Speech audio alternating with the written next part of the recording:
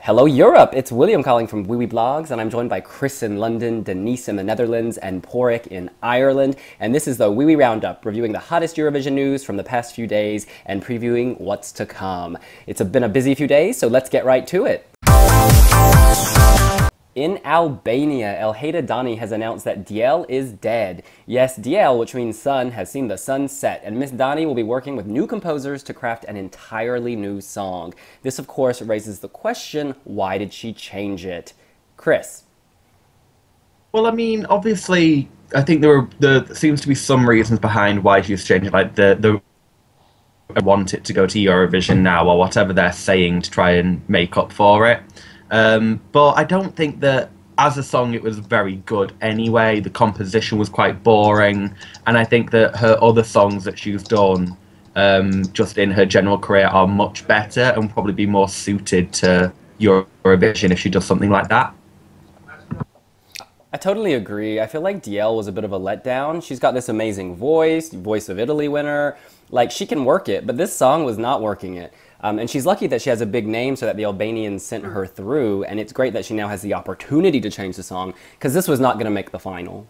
No, I didn't like it either. And if you were looking at the polls, we said on the site, she wasn't that high on the poll. She was, yeah, something in the middle or below. So there weren't a lot of people who did like it. So maybe she saw that or other reviews of her song, and she thought, okay, maybe I have to change it because I really want to go in the finals.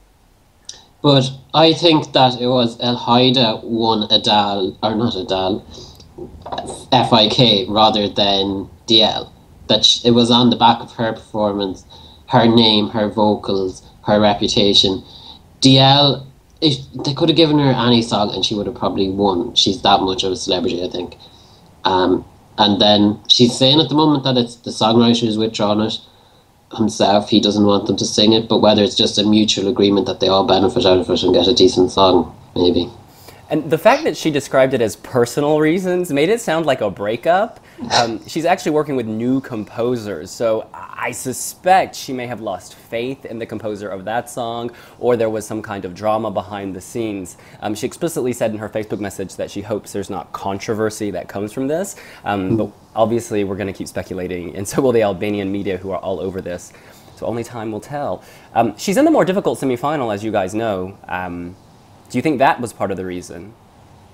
Possibly. There could have been creative differences, because hadn't they flown out to LA, or they were all planned to go out to LA and revamp Diell. So it's strange that the songwriter, with this far advanced into the whole process, would himself on his own, with no one to force his hand, would just to decide to withdraw it. So there's more going on to it, probably. Maybe like Justin Timberlake or like Mariah booked her studio in LA and she's like, you bitch, and like, or not, maybe not. It's all very Belarusian as well, I think. Like, we've had that before so many times, the excuses from Belarus as to why that song can't go. So like Soleo, they were like, whatever Aliona was sending originally, they were like, oh, well, we never actually said that she was definitely going with this. And she actually recorded this other song that we like more, so we're going to send that. And at least Elhaida's kind of come up with an excuse this time, so yeah, we'll see. I think that they needed to change it. Even turning it into English probably wouldn't have helped Diell, so... And they must have really negative feelings toward the song, because in the past we've seen them totally, you know, rewrite the song but at least keep the title or the core of it. But in this case they're like, no, we need a new song.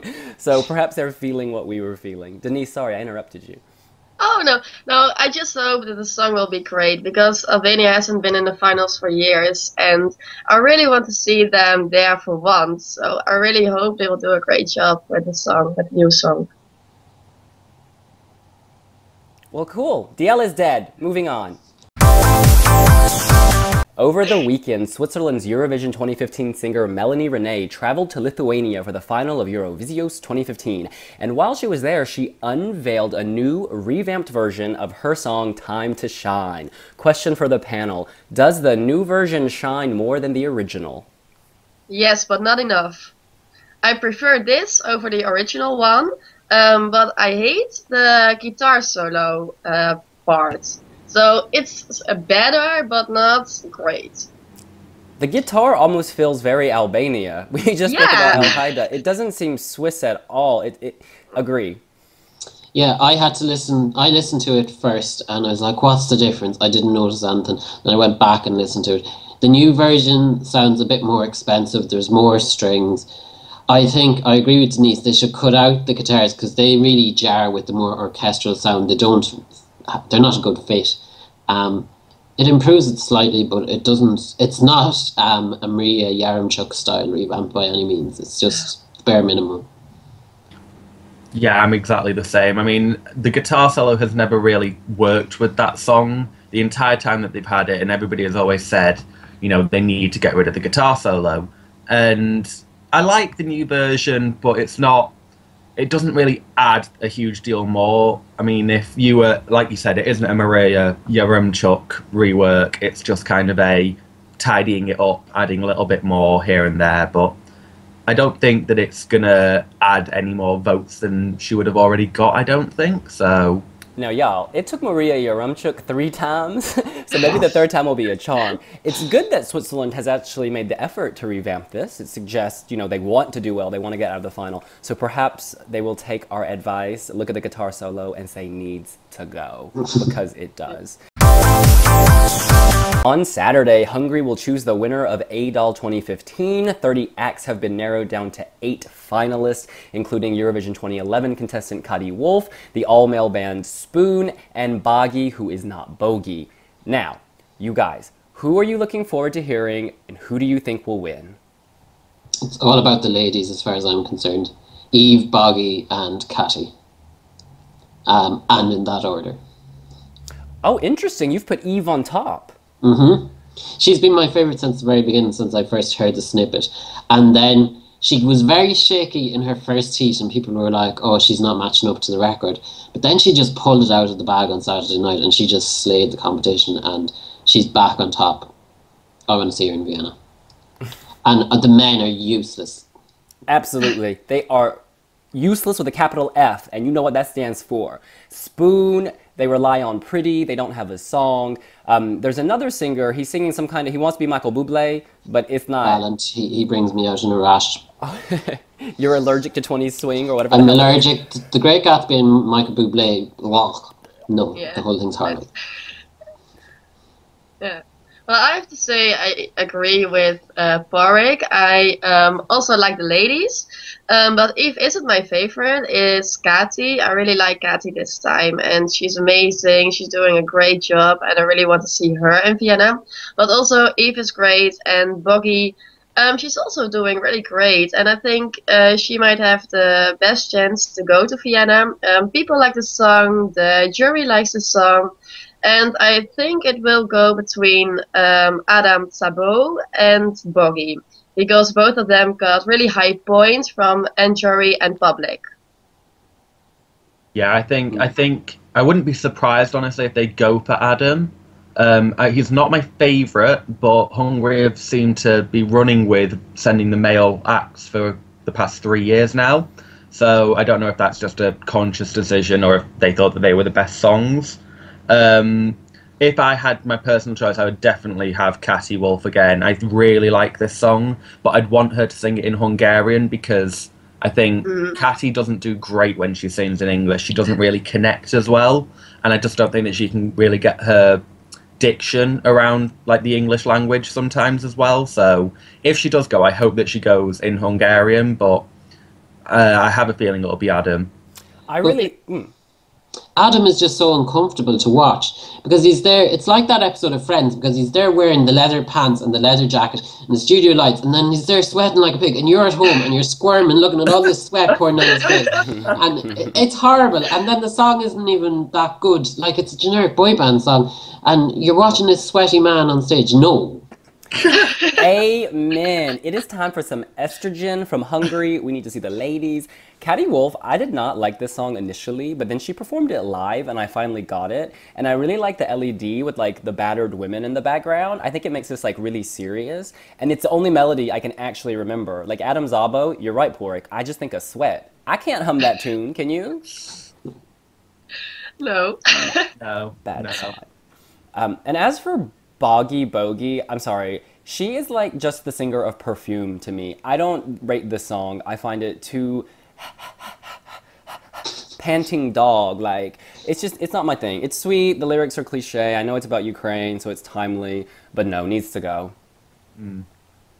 Yeah, I don't think that.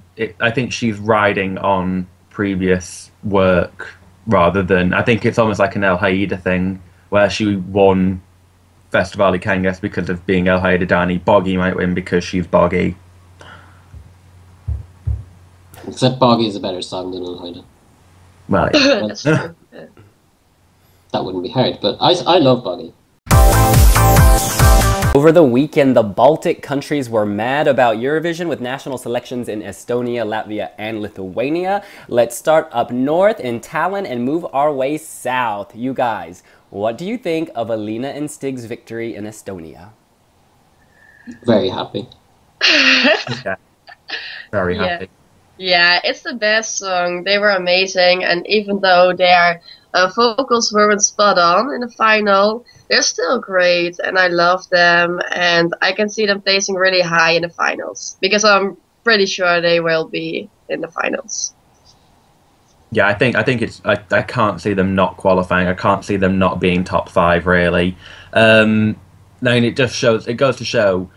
Eesti Laul is always really tight in terms of the voting. Like every single year, it's always like 2% in the super final, this, that, or the other. They got 77% of the vote or something, which is just insane. Like, it's that good a song and that clearly good in what was a fairly good super final in terms of the quality. Daniel Levi and Elisa Kolk were both very good. But yeah, I think it's definitely going to do well at Eurovision.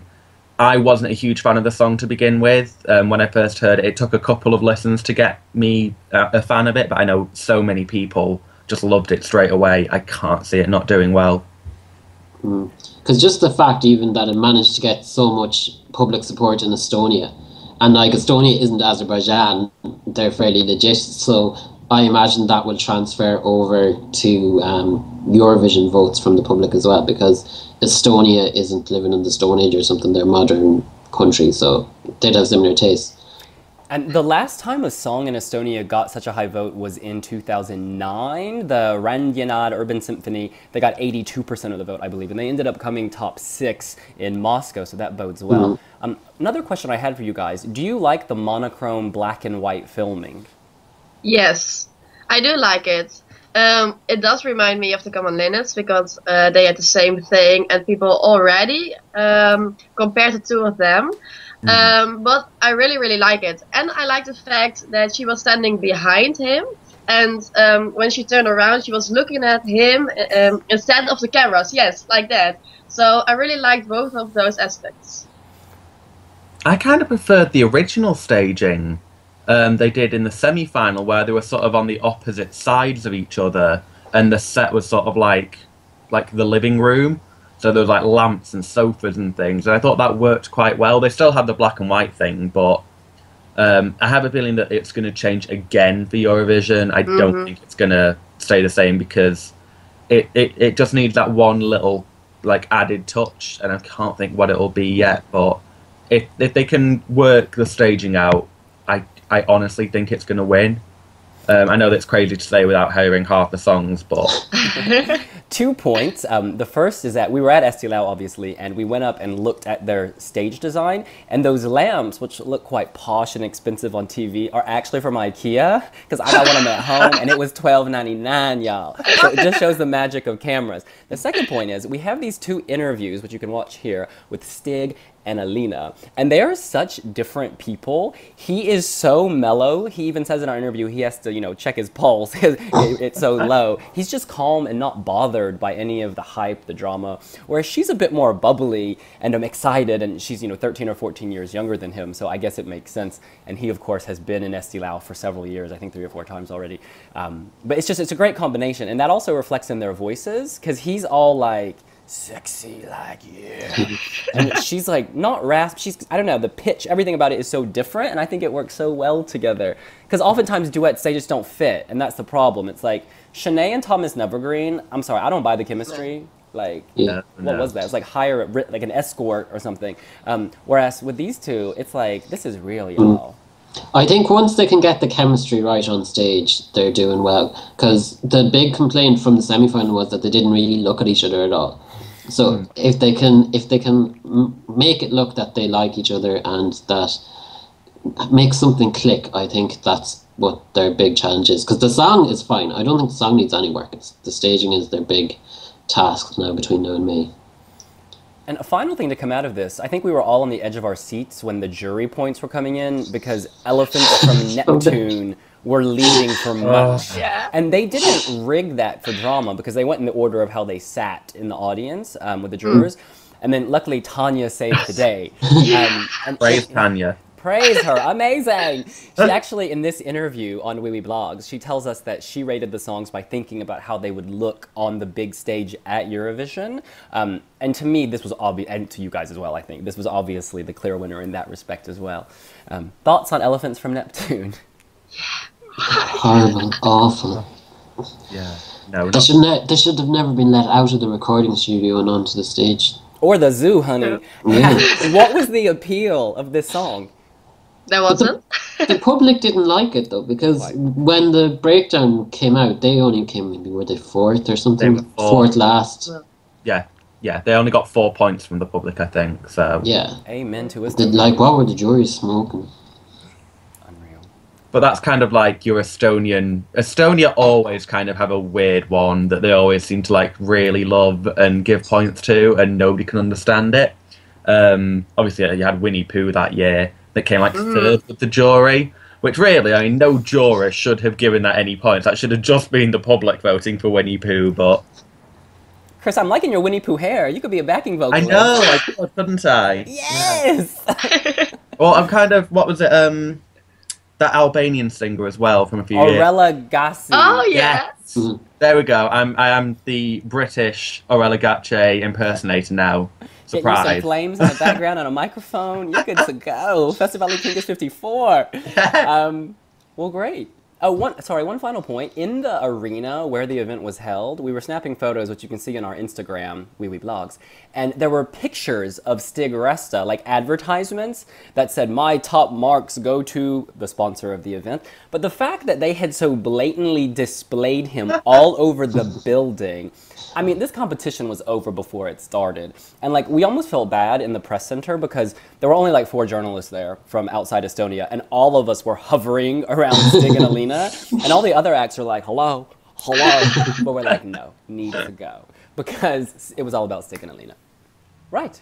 Well, moving south, we catch a 4-hour bus and head to Riga for the final of Supernova 2015, where Aminata Savadogo brought it, won it, and is looking fierce and ready for Eurovision. Did the right song and performance win? Yes, I'm so glad that she won. I already said that I really liked her and Marcus, and they were the two, they came top 2, so I can be happier than that. And she's amazing, and her voice is incredible. Her staging is really good. And, well, the backing vocals were bad, so please get rid of them, because I didn't like them. But Aminata was great, and I think she will do great. And Latvia will be in the finals. Yeah, I'm glad they're sending a good song. I'd have rather seen Minta go. But, Aminata's fine. Latvia didn't go crazy and lose their mind and send Electrofolk, so that was the big issue. Once they sent any of the other 3 songs, it'd have been okay. Aminata, she's probably the best Latvian song for years. And, a lot of the time, Latvia songs are kind of novelty and kitsch, and people are like, oh, they might get through because people might have a feel-good factor. But this is genuinely a good song, and she's genuinely a good singer. So, there's no reason for her not to qualify. it feels like a song that you could hear like on the radio, and that's probably one of the biggest compliments you could ever give a Latvian song, because none of the others have ever sounded like that. Yeah, when they announced all the songs back in like January, that was the first song that I listened to, and I immediately thought, oh, that has to win, because it's the best thing that I've heard from Latvia in so long. And I genuinely think she will get to the final, and I'm just glad. I wasn't a fan of Mintha, I wasn't a fan of Electrofolk. Marcus would have done okay, and I think he might have got to the final, but there's just something about Aminata and the way that it's staged and the way that she looks on stage. I think that it really, really works for her, and fingers crossed that they can keep the same kind of thing going for Vienna. The one thing is that I feel really sorry for Latvia, because they've had so many years of bad songs, and then they had probably 3 that could have got to the final in one national final selection for the first time. So let's hope that if they keep doing Supernova, that they can keep that quality up. Absolutely. Or send Riga Beaver. I have a horrible feeling he's going to enter next year and make it to the final wearing that stage costume. Now, y'all, this song to me is kind of Margaret Berger meets Rona Nishalu, and let me tell you why. Margaret Berger was So Now, it was almost tomorrow, and Aminata's song, like, you can't place it in terms of date. It's like, it's beyond what we have now. And you can see in like 9 months this being like a trend, like everyone doing this. It's like a Robin updated, you know what I mean? The electro kind of, there's just something amazing about it. And then the Rona Nishalu part comes from the fact that there are lots of people like us who love it, but then there's some people who are like, ah, shrieking woman, ah! And like, I could see that, because it's very avant-garde. There are those moments of silence. There's the Amazonian, like, you know, it's different, but I think people will resonate with this. Like the jurors, they're gonna hear that voice. Like, I'm sorry, to me, this is the best voice in Eurovision this year so far. I'm trying to think who else rivals this. Elhaida Dani is quite good, but this, I don't know, there's something more soulful to me about Aminata than Elhaida. I love Elhaida, don't get me wrong, I love her new song, but she's not screeching. You know the way a lot of people are like, oh, Nina and Amber, and they're all screeching, but she's more melodic, I think. Yes, louder is not better. Absolutely. You got to put something behind it. And y'all, she is so nice. She's like, so again, like Stig, maybe it's a Baltic thing, very mellow, like, you know, after the final, she told us in this interview, which you can see on wiwibloggs, that she was going to go to school the next day. She's not a diva. Can you imagine, though? Like, the day after you win your national final, oh, college in the morning. So what did you do at the weekend? No, not much. Just won the right to represent my country at Eurovision. That's one of the cool aspects of Latvia. Like Katrina from Cake Debate, or sorry, Arzumnieki, was in the audience, and like she was just hanging out, mellow, and people recognized her, but it's like they don't harass her. It was there's a cool vibe in Latvia. You should all. It was interesting as well, though, that they completely cut off all traces of previous Latvian entries, because it's kind of the norm that they'd invite last year's act to perform in the interval. And there was no mention of Arzumnieki at all, from what I can see. We actually asked her about this in the audience, and she said that LTV has not been in touch with them since Eurovision at all. And then I asked, will you be giving the points at Eurovision this year? And she was like, I don't know. So yeah, it seems like the rebrand from Zizma to Supernova, they've kind of done away with the past. Delete! Oh no, I bet the Beaver is going to be the spokesperson. Oh, that has to happen. I want Miriam Weiselbacher to have to speak to a beaver on stage. And you guys, we actually have a lot of footage of the beaver on our YouTube channel, wiwi.tv, or youtube.com/wiwibloggs, including some never-before behind-the-scenes footage from the final we filmed afterwards when the cameras stopped rolling on LTV. Do you have footage of him falling off a cliff? No. But we do have footage of one Irish Wiwi blogger chasing him with a gun on a hunt. Oh, or did I dream that? Coming to y'all soon. Great.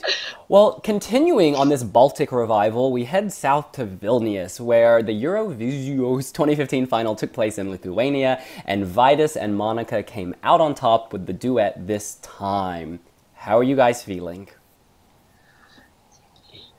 Lithuania have sent a good song.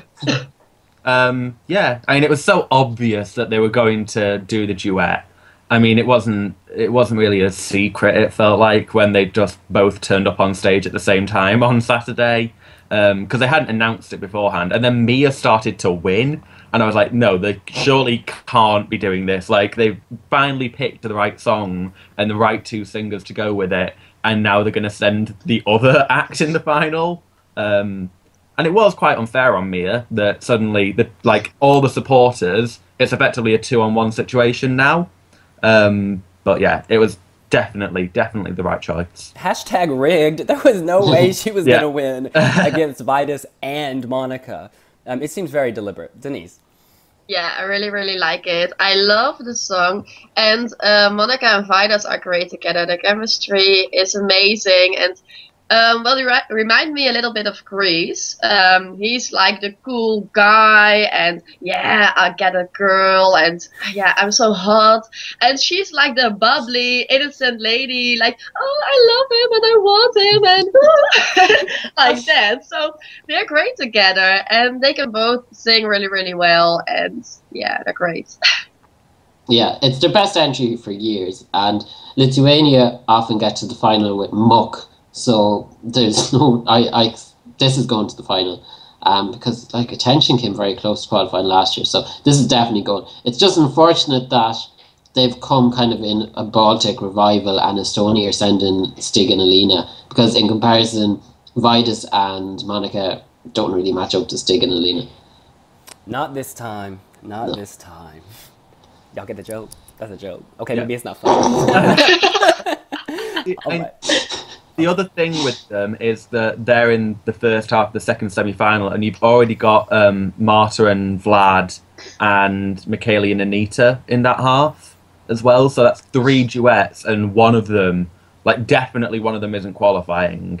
I'd imagine Lithuania will, but the Czech and San Marino might be in trouble now. In defense of San Marino, the fact that they're young and cute might help them. Yeah. I mean, I really hope they go and do something like Taylor Swift's new material, or that kind of upbeat, because if they come out with a little piano and the 2 16-year-olds singing about the woes of the world, yeah, that's just going to be ridiculous. They need to do something completely different. If they do, or High School Musical, or something youthful, that'll distinguish them from the other duets. Because honestly, if you look at our Instagram followers, they're quite young, like young people, teenagers, 13, 14, 15, 16. These people are voting at Eurovision increasingly. They're digital natives, they're on their device, they're watching on the computer, they're getting down on it. You've got to reach out to them, and I think Eurovision hasn't really caught on to that necessarily. And so bringing a young, fresh, as you say, High School Musical act could be amazing. This Saturday, Finland will stage the final of Uuden Musiikin Kilpailu, its national selection for Eurovision 2015. 9 acts are competing, and I think we'll all agree we are surprised that Siru is not here. I'm certainly surprised that Ida Bois isn't here. What do you guys make of the lineup? There's only one song I'd like to win out of it, and that's Satin Circus, which is kind of a major shock to me, because when all the songs were revealed back last month, it's like, oh, there's so many songs I love, but now there's just one. I guess it makes for an easier decision. Yeah. Yeah. I really like Satin Circus, and I really hope that they are going to win. And I think all the other songs are just bad. I kind of like the Lions and Lambs. I don't know what its name is, but that's okay. That's the only okay song, and I really hate all the others. But I'm really afraid that Opera Scala will go. There are a lot of people who actually like the song, and I have to admit, she's great live, but I don't like it. And Oprah never did great at Eurovision, and that's not a guarantee that she will do bad this time, but I just don't like it. And Satin Circus is so much better, so I really hope that they are going to choose that song, because yeah, it's the only one I really like. I am one of those people that actually likes opera Scala. But it won't. Opera never does well at Eurovision. That is a fact, and that's why I don't think Il Volo will do well either for Italy. I'm not a huge fan of Satin Circus, but it's got to the point where I kind of feel like I have to be a fan of Satin Circus, because otherwise I'm going to be depressed come final. Shava might be a good one. The Bollywood kind of guys. I just really hope that Pertti, Kurikan, I don't know, Nami Paivat, I think that's what they're called. Oh, yeah. Disabled, death metal-y kind of band. And this is the thing.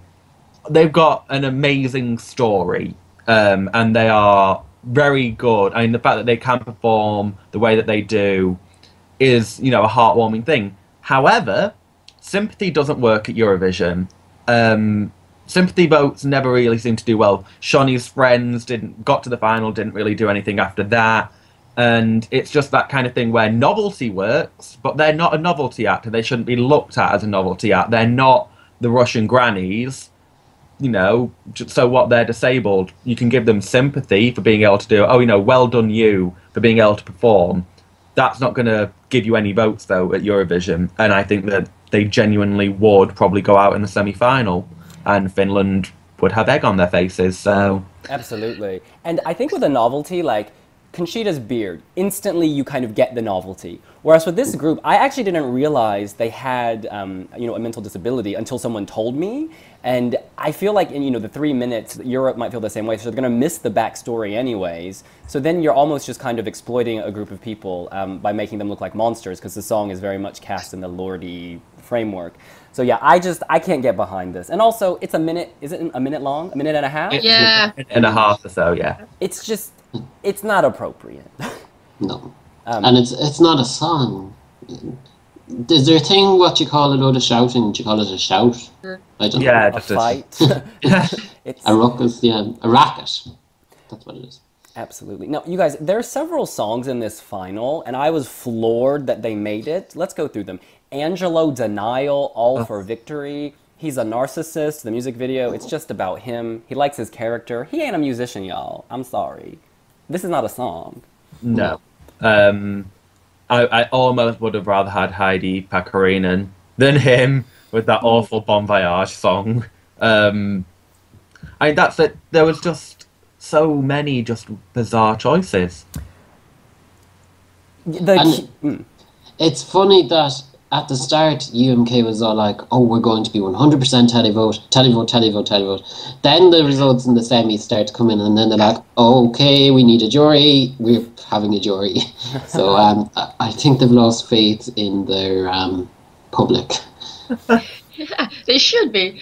I'm really, really glad that they have a jury right now, because otherwise that's, yeah, I can't even pronounce it, but that band would go. So I'm really glad that they made that decision, although it isn't fair, because if you say we're not going to have a jury, yeah, why are they doing that?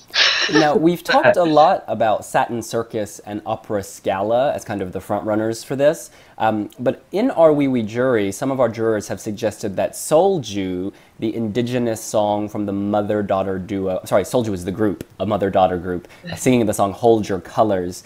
Do you guys think it could challenge? No.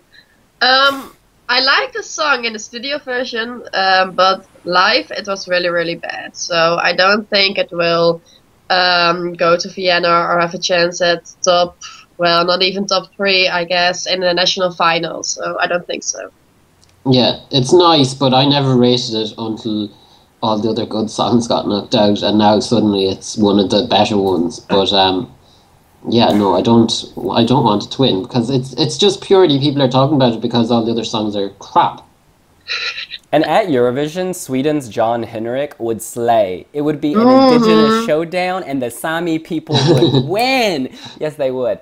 I just also found the video, it's slightly patronizing. They have like the modern woman singing with, you know, the ancient woman, and it's like, something tells me that, you know, she wants us to hold our colors, but they filmed this in a modern studio. Why didn't you film it outside, y'all, somewhere less modern? I don't know, I just don't like this. I think it's a sweet message, but slightly patronizing. Any other thoughts on Finland? Just Satin Circus. Send Satin Circus and save us a lot of hassle. Please, please, please, please, please.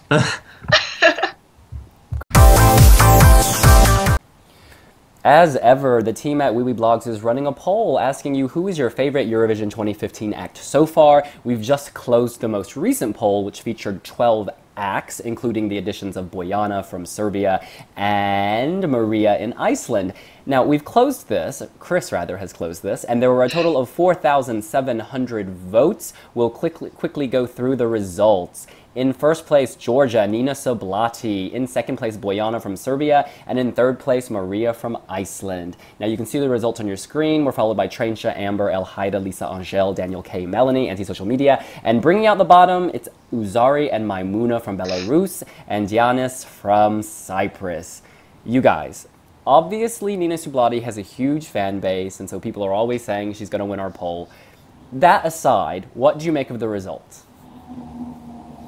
I think some of it isn't surprising. I mean, the bottom four have kind of been the same for a while now. You've got Melanie, who's probably a little bit higher than the other three, and then you've got Janice, who nobody really seems to like that much, and then Uzari and Maimuna and Anti-Social Media. That's not surprising. What is surprising is it looks like where Bojana and María have come in, they have taken votes away from the people that were supporting Trencha and Amber, because Nina's votes have remained the same, but Trencha and Amber have just completely dropped way down in comparison. I mean, Amber's lost about, I think she was on like 1,000 votes in the previous week's poll, and now she's down to 371. Not good. No, but I have to agree with them. I think the new songs are way better than the ones, that came out before that. So I have to agree with that. And I think Nina's song, it's good. I like it. It's not my favorite. And of course, she has a great fan base. And shouldn't be in first place, but she is good. Yeah, Nina shouldn't be first. Her song's horrible. I've never liked it. But Jana's song, I can't listen to it through. It's a terrible song. So María should be on top. Yeah, you guys, the introduction of Bojana and María has restored my faith. This is going to be a contest in 2015 because there are about 5 or 6 songs. I may not like all of them, but I could see them doing well. I happen to love the Bojana Serbia song. I think it's just so different. It's like, instead of a woman shrieking, it's a woman, you know, singing with soul and like it's turbo folk dance difference. I don't know. This is just original. She's not singing with soul. She's shrieking. No, she is Belgrade's Aretha Franklin. It comes naturally. I feel like in her hair. Belgrade's Aretha Franklin has had a nervous breakdown and broke out of the madhouse. Y'all, One Flew Over the Cuckoo's Nest was a real popular movie. So this lady may be crazy, but she's going straight to the top. Let me tell you, in her hairpiece. Nice ending though. There are people hiding in her hair because her voice is real powerful. There are backing vocalists built in that. It's just like the out in Serbia, they went crazy and they got like 4 or 5 songs and they got a scissors and like threw the bits of them into a pot and like, here, sing this, Bojana, this horrible hot mess. Snap. Pork is on point, y'all. Now, moving away from the results, let's talk about the addition of the 3 Baltic songs. Do you think that's going to shake things up? Where would you place, you know, Aminata, Elina Stig, and Vaidas and Monika? I will, well, I just want to say, I think that Nina won't be on top anymore after this. And I hope she won't be. I think Estonia has the best song, so they will be my favorites. My second will be María, my third Lithuania, and my fourth Latvia. So I really like the Baltics, and they are my top 5. And I hope that the voters at home will also choose them. Yeah, I'm not. I think Nina would probably still win, but I think Elina and Stig will push her really hard, and I wouldn't be. They are definitely going to be the top 2, without a doubt. I think, mainly just because Nina is the person who is the best at, you know, campaigning her fans and getting them to vote. And ultimately, at Eurovision, you need people who are willing to vote for you and will vote for you several times. And if that's the case, where, you know, they can do that at Eurovision, they can't do that in our poll, but if it works for her now, then those votes will probably turn into actual votes at Eurovision. I don't think Monika and Vaidas will rank that highly. They'll probably be mid-table. And obviously Italy will be in this next poll as well, because Il Volo have confirmed they will be sending Grande Amore. But obviously you're losing Elhaida, so that's going to be it's a straight swap for them, effectively. I think somebody needs to set up an introduction between Nina Sublati and Armin MP3, and they should be like, hello, I was winning all the polls last year, and I plugged. So, yeah, I think all the neutrals who aren't obsessed with the cult of Nina will back Stig and Elina, and they should topple her. And then I hope the Baltics just rob Bojana's points. I think that our readers may not rank Aminata high. I mean, I think people like her song, but I don't think they'll vote for her. But I think at Eurovision itself, the jury will get behind that. I'm convinced that Latvia is a dark horse this year. You know, maybe top 5. I don't know. I have this feeling, y'all, and I'm hoping it comes true. But in terms of our poll, I think you're right. Estonia is going to, like, slay straight to the top with Nina. It's going to be a battle. Vaidas and Monika, maybe top 5, top 7. They're not going to win this poll. And then, yes, I've already talked about Aminata. Well, that's all the time we have this week on the Wiwi Round Up. Thank you for joining us. We'll be back soon with more Eurovision news, polls, and gossip. Be sure to follow all the action on Wiwi Blogs, and of course on our Twitter, Wiwi Blogs, Instagram, Wiwi Blogs, and YouTube channel, Wiwi Blogs. See you later. Bye. Bye. Bye. Thanks for posting that.